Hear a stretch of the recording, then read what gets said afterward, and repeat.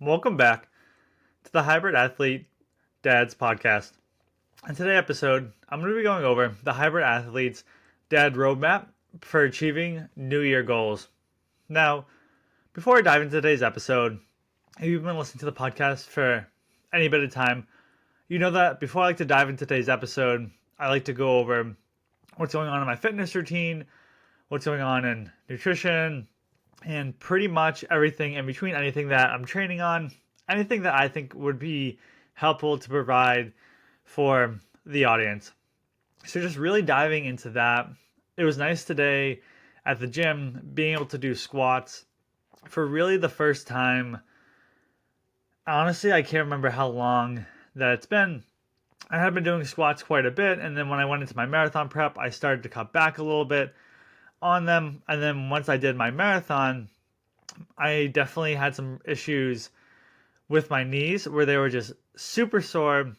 I know I've talked about it before, but basically, if you haven't heard, when I would kneel down on the ground, it would almost feel as though I had bruising in my knee and it would be excruciatingly painful. It would be hard to walk up and down stairs for quite a while there. And honestly, it took me about 2 months for me to feel 100% comfortable. I mean, looking at it now, I'm recording this episode really realistically 2 months after the marathon, finally being able to go back to the new squats. And it's funny because I wouldn't say funny, but when I was squatting before, the goal was always I want to get to 300. That's where I want to squat. And I think at the time I was at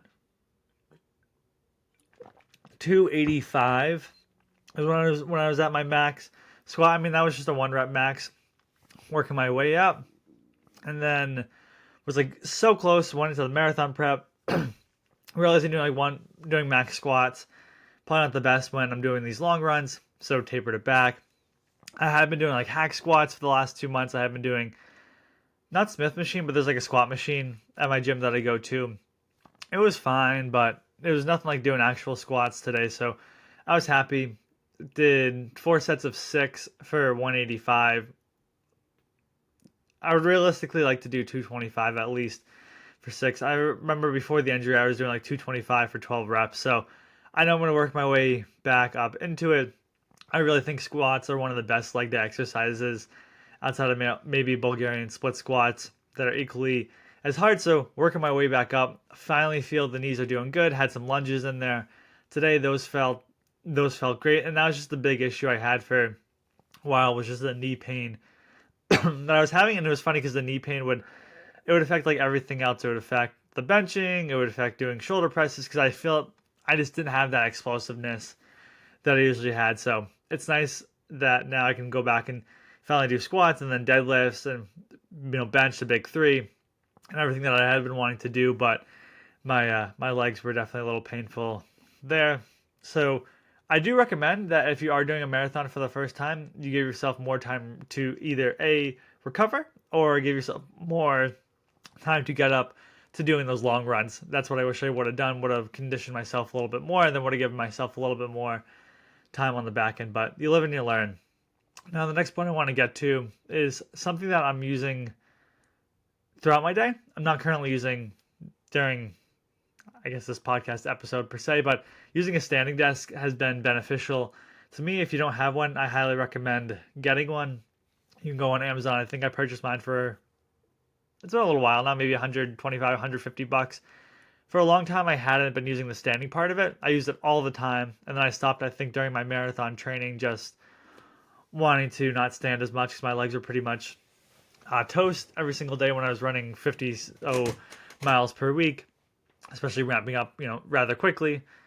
Started using it again. It's been phenomenal. I find that during the day, sometimes I'll sit, sometimes I'll obviously stand up at the standing desk, and I find I get great clarity from it. It doesn't have to be super expensive, so you don't have to spend a ton of money on it. And while I'm thinking about it, where I'm in my home office, is I have a glass mat. I'm sure you've seen like the plastic mats that you can buy for your chair from Staples, but then they like roll up. And I bought a glass mat that was beneficial as well, where it doesn't have that problem and my chair rolls fine on it. And again, I bought it on Amazon because you can see them on commercials for like hundreds of dollars. I maybe spent $75 on mine. Obviously, this isn't related to fitness, and and whatnot. But just my advice: get a standing desk. I find it very beneficial. And then if you want to add a benefit, get the glass mat there as well.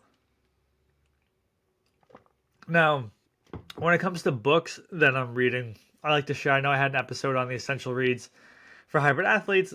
Now I'm going back to reading a little bit more on the business side. I know I mentioned I was reading The Man Who Caught the Storm. That book was, again, phenomenal. Highly recommend checking it out. And I had been reading Rock Bottom to Rock Star by Ryan Blair. And it gets to a certain point where I've been reading hundreds of business books that it's more motivational. I find that anything else, it goes into building your company, building your team, what it looks like to be successful. And a lot of times it's the same story over and over and over again.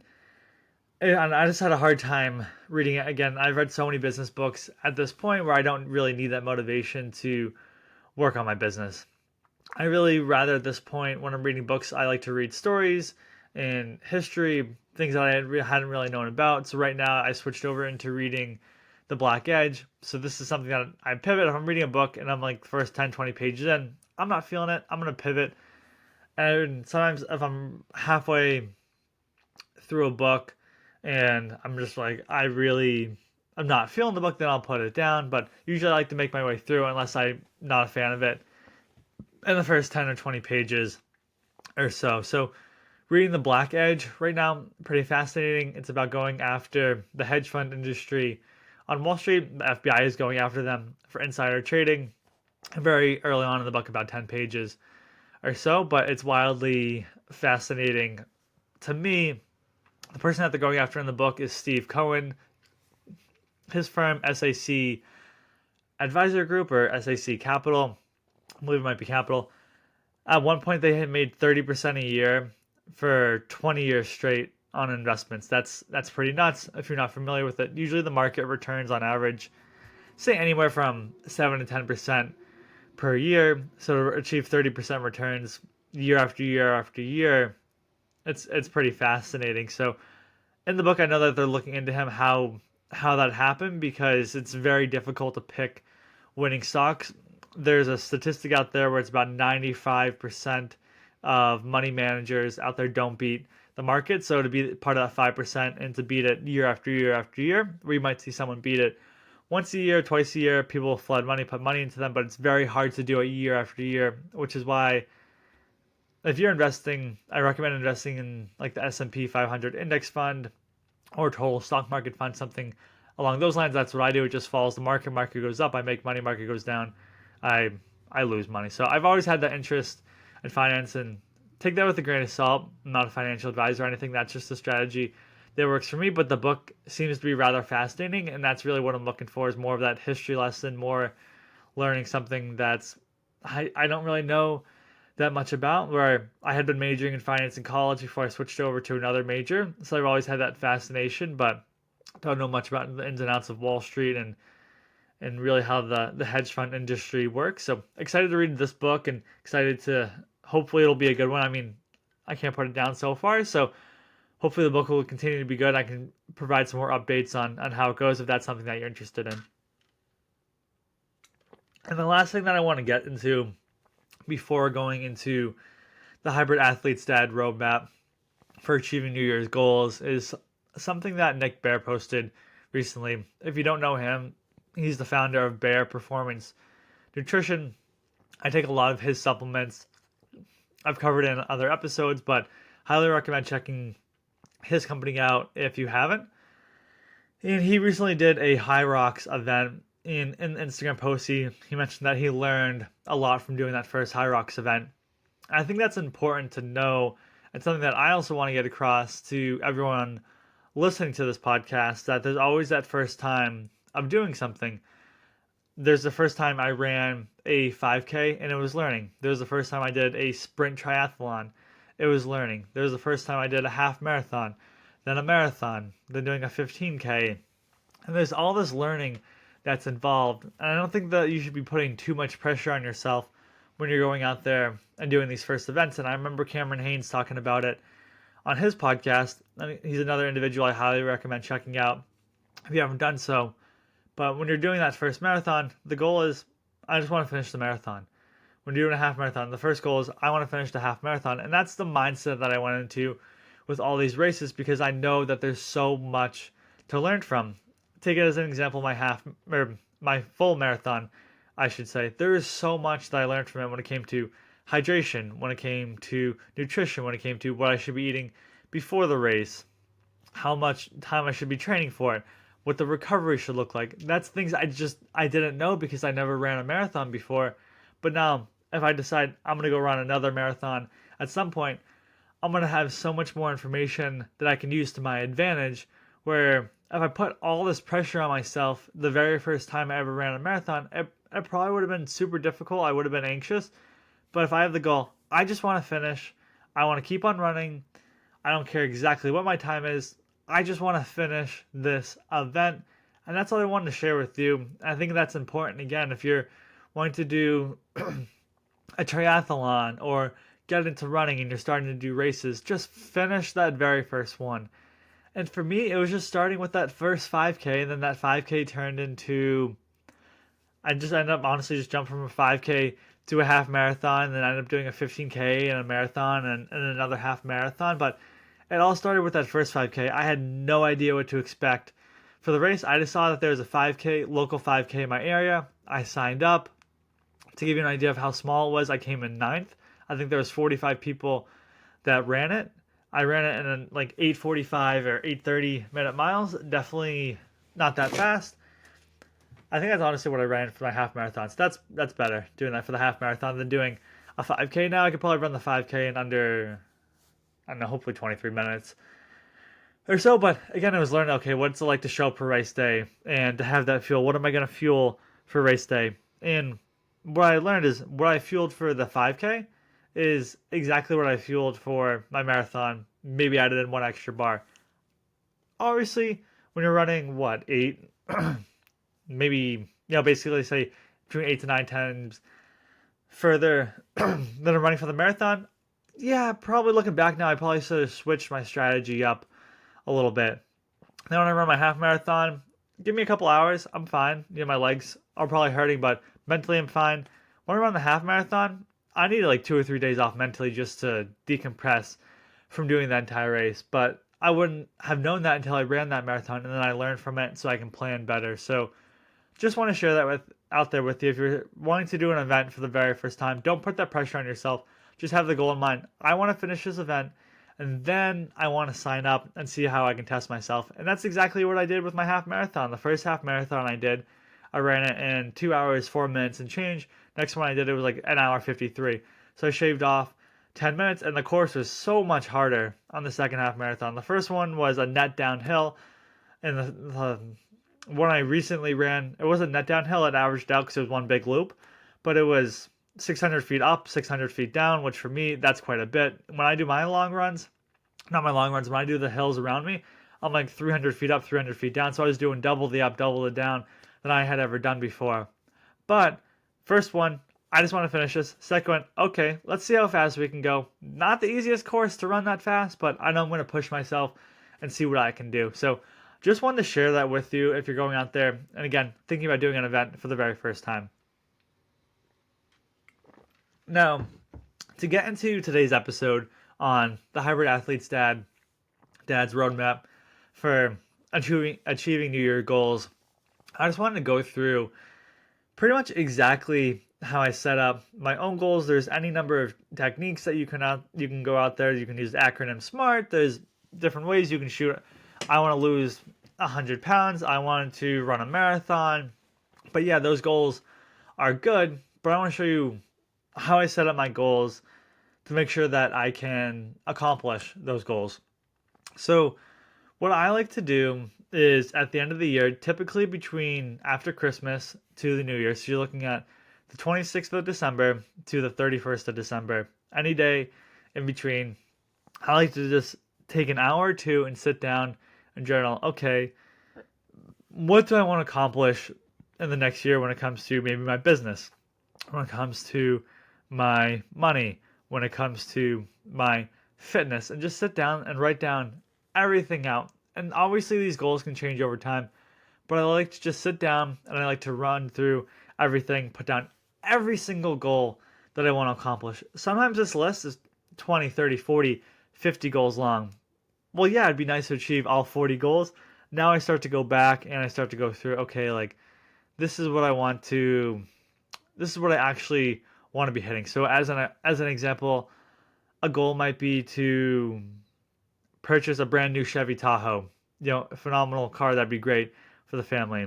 One might be to build a brand new, that I have one, but build a brand new sauna in the backyard. Another one might be add an addition to the house. One might be running 100 miles. One might be benching 225. So you can see I just write down absolutely everything that comes to mind. Do $1 million a year in revenue in business, have a net worth of $1 million.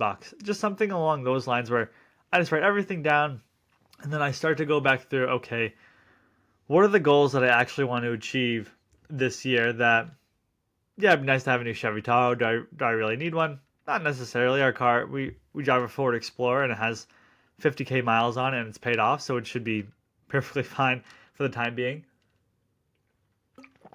So as I'm going through the goals, I really like to do, like I mentioned, the wealth or the money, the fitness, and anything personal, business wise. And then I want these goals to be uncomfortable, but not unrealistic. So, as an example, for a goal that could be uncomfortable but not unrealistic, would be, let's say it's January and your goal is to run a marathon this year. Well, that's definitely something that you can do within a year. It's going to be uncomfortable, but it's not going to be unrealistic. Now, what could be unrealistic is if you've never ran before, is doing the Cocodona 250, where you're running 250 miles. That's something that might be a little unrealistic. And I've talked about this in the goal setting episodes as well. Maybe you want to start going to the gym. I want to start running. So that's somewhere where I was at. I've already been going to the gym. Instead of saying, I want to run 7 days a week or 5 days a week, which is what I run now, I started running 3 days a week, a mile at a clip, and then started to gradually build it up over time. So I want to take the goals that I want. So let's take marathon training that I have. I want to break that down. Okay, I want to go find a marathon that I want to run. Let's say it's going to be hard. The one I want to do is Boston, but I probably have a hard time fundraising about the 10K that it's looking for, or trying to qualify based on time.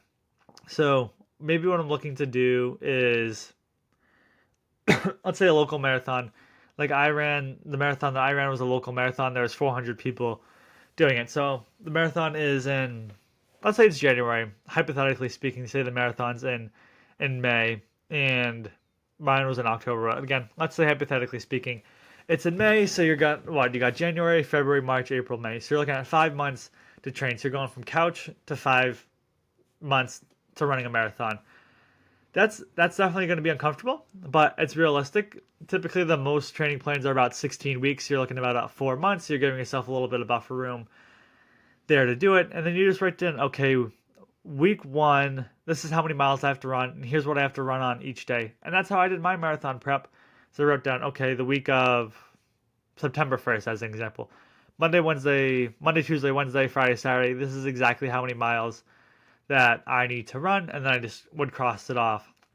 So you want to just take that goal that you have. Maybe it's something else. Maybe it's benching 225 and you're benching 135 right now. Then you start to make the small incremental changes. Okay, what's going to allow me to bench, jump 90 pounds in my bench, which is quite a bit. Okay, maybe I have to take some creatine to hopefully gain some more strength. Maybe I need to work with a nutritionist to get my diet dialed in. Maybe I need to be tracking my macros better and getting more protein intake in. So you can see where I'm getting at, where you have these goals. And again, the simplest one to use is using the marathon. But you want to run a marathon. Okay, that sounds great, but now we got to break it down. So now you have exactly in front of you, okay, I have 5 months to run this marathon. Here's what I need to do each day. And not that you have to break it out for the entire time you're running a marathon. Maybe you break it out for the first month, and then at the end of the first month you break out a chart, so that way you're not spending hours putting together all this. Or maybe you can buy an online training plan that will do it for you, and then you can just go through and and cross it off on your own end. Now, once I have my goals that I have, and usually, honestly, I like to have 3 to 5 different ones that I'm currently working on. And again, like I mentioned, I like to have it in health. Maybe it's personal, maybe it's something when it comes to wealth that I like to track, whatever it may be. Obviously, this is more of a fitness podcast, but these can be used for anything. So a personal goal might be traveling to 5 new states this year. Okay, that's a great goal. That seems to be realistic. How can we make a note of which 5 states we're going to travel to? Well, if we travel to Charleston, South Carolina, spend a few days there, then my wife and I and our daughter, we can drive to Savannah, Georgia, and we can spend some time there. So then we crossed off 2 states on one trip. Where else can we visit? Maybe we visit Montana and drive Montana, Wyoming, Idaho. Okay, bam. That sounds like a great trip. There's 5 destinations that we checked off in a year. Okay, now let's start planning those vacations. Now, let's say on the wealth side, I like to invest as a passive investor in real estate. I like to invest in 1 to 2 deals per year. A minimum deal is 25K. Okay, if I want to invest in, say, one deal this year at 25K, how much money do I need to be saving each month to make sure that I get into one of those deals? Who do I have to talk to find out which deals are available? And there's a lot more that goes into it on that aspect of it. But just to give you an example, that's what different goals I like to set for myself and how I like to track them, or how I like to set them up to make them a little bit more manageable. Now, I read my goals every single day, and I'll just go through, okay, I want to run a marathon. I want to I want to travel to 5 states. I want to invest in a real estate deal. And I just, every single day, Monday through Friday, I'm reading these goals. And actually, on Friday, what I like to do is track my goals. Okay, week run a marathon prepping, check. Okay, now I want to travel to these 5 states. I booked a hotel at this place, check. Or I started doing some research on this location. Just different things like that. And then even such as if I'm doing real estate, if I know I need to invest, say, $500 a week, okay, I invested 500 this week. I invested 600 this week, whatever that number may be. And I just want to make it so that way I can track all my goals. And that's really what it looks like. I use Canva to create my goal sheets, and then I print them out. And then each time I'll just continue to print them out as I put them together. And as an example of a goal that I had this year was read 20 books. I know that I have to read a book about every 2.5 weeks, so that gives me, say, 12.5 days, because I read Monday to Friday. Now, whenever I'm reading a book, I'll take, say, 300 pages divided by 12.5 days. That tells me how many pages of that book I need to read per day. Is it a foolproof process? No, it's not. But it's a way that I can track my goals. And again, I don't want you to go into the new year, because everyone gets excited. Oh, it's the new year. I'm going to set these lofty goals. I'm going to start working out. I'm going to run a marathon. I'm going to do an Ironman. Yeah, those goals are great. But so many people get very excited at the start of the year with their new goals. But once January goes by, that fire that they had starts to diminish a little bit. And that's not necessarily what I want to happen to you. I want to make sure that you set these goals so that these are goals that you can track throughout the entire year. So maybe that you jump from doing a marathon. Okay, check that box off in May. Now I want to do a 50K. So what's that? 30 miles. Now we're looking at a 30 miles. Okay, we're going to do that in, say, July. Okay, check that box off. Okay, now we really want to go big. And in September, we want to do a 50 miler. So now we jump from a marathon to a 30K to a 50 miler. And then now we're checking that box off. And then maybe in the new year, maybe I do attack a 100 miler. And maybe I get up that confidence in that second year to go out and do that 250 mile race or a 200 mile race, whatever that may be. But you build it up slowly over time, where again, you want your goals to be uncomfortable, but not so unrealistic that it feels as though you're never going to be able to achieve them.